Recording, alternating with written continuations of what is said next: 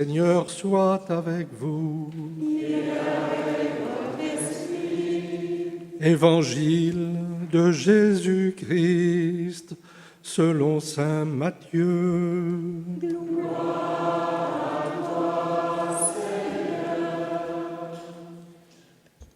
En ce temps-là, une fois sortis de la synagogue, les pharisiens se réunirent en conseil contre Jésus pour voir comment le faire périr. Jésus, l'ayant appris, se retira de là. Beaucoup de gens le suivirent et il les guérit tous. Mais il leur défendit vivement de parler de lui.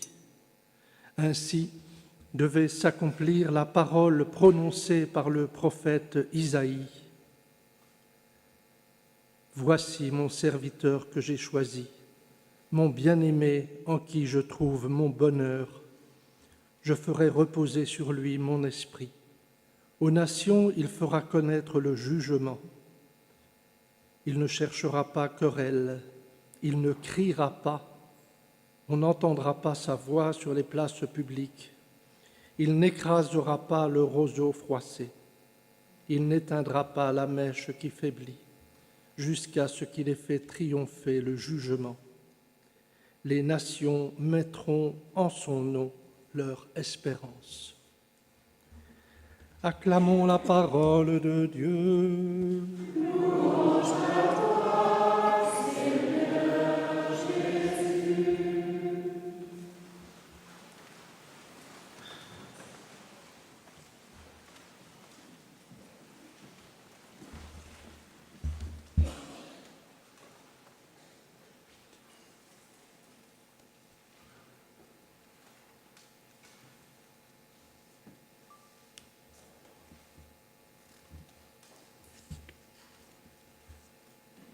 Parole de Dieu de ce samedi est bien étrange, et il y en a qui sont en train de se dire, par mes confrères prêtres, comment il va s'en tirer par rapport à votre session de la communion Notre-Dame de l'Alliance. Mais sauf exception, on essaye de ne pas changer les textes proposés par le missel, même si ça peut être légitime dans le cadre d'une session. Mais parce que cette parole est vivante, et donc que l'Esprit Saint qui l'a inspirée peut aussi nous parler, peut travailler avec nous, quelle que soit d'ailleurs notre situation personnelle, parce que je m'adresse non seulement aux pèlerins Notre-Dame de l'Alliance, mais aussi aux pèlerins individuels, aux pèlerins qui nous suivent par la chaîne YouTube. Je voudrais vous proposer deux belles choses que j'ai relevées dans ces textes. Le cœur doux et humble de Jésus et la fidélité de Dieu. Le cœur doux et humble de Jésus, parce que de l'Évangile, je retiens son attitude. Apprenant qu'il allait être mis à mort, il se retira. Les pharisiens se réunirent en conseil contre Jésus pour voir comment le faire périr. Jésus, l'ayant appris, se retira de là. C'est plus profond que de simplement se cacher pour sauver sa peau, ou comme le demanderont les pères de l'Église, ne jamais aller volontairement vers le martyre, mais s'il se présente, d'être sûr que le Seigneur sera là pour nous assister. Il y a de la douceur dans l'attitude de Jésus, comme l'avait prophétisé Isaïe, rappelé par Matthieu. Il ne cherchera pas querelle, il ne criera pas, on n'entendra pas sa voix sur les places publiques. Et cette attitude, son cœur doux et humble, porte du fruit. Beaucoup de gens le suivirent et il les guérit tous. Alors, frères et sœurs, demandons à la Vierge Marie qu'elle intercède pour que notre cœur devienne doux et humble, comme celui de son Fils. Attention, doux et humble, demandons cette paix intérieure, ça n'empêche pas de demander aussi la justice. Justice et paix, amour et vérité, comme dit un autre psaume. Demandons aussi peut-être à Marie son cœur de mère, elle qui gardait tout dans son cœur. Et puis le deuxième cadeau, il me semble que la liturgie nous fait, c'est d'insister sur la fidélité de Dieu. Dans la première lecture, ça transparaît dans la fuite en Égypte, parce que je relève la durée de l'épreuve, 430 ans.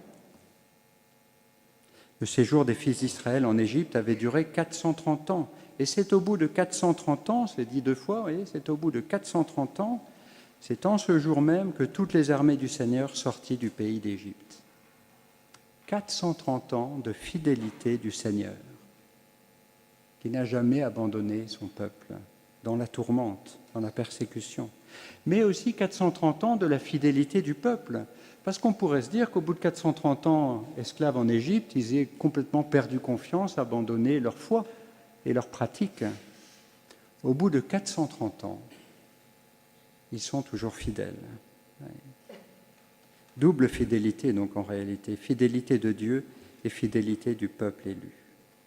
Chers frères et sœurs, notre épreuve, elle peut être bien longue dans cette vie terrestre. Mais Dieu est fidèle et sa fidélité soutient notre fidélité. Le psalmiste semble bien résumer ces deux belles choses, un cœur doux et humble et la fidélité, par son refrain que nous avons tous repris, car éternel est son amour. Rendez grâce au Seigneur, il est bon, éternel est son amour.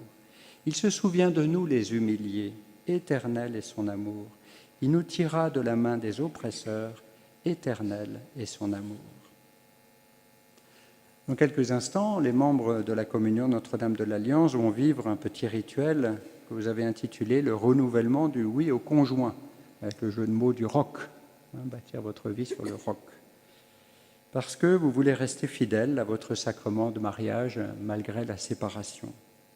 Alors, chers pèlerins, entourons-les de notre prière et demandons à la Vierge Marie d'être nous-mêmes renouvelés par cette Eucharistie dans notre fidélité à notre vocation propre, quelle qu'elle soit, car Dieu est fidèle. Amen.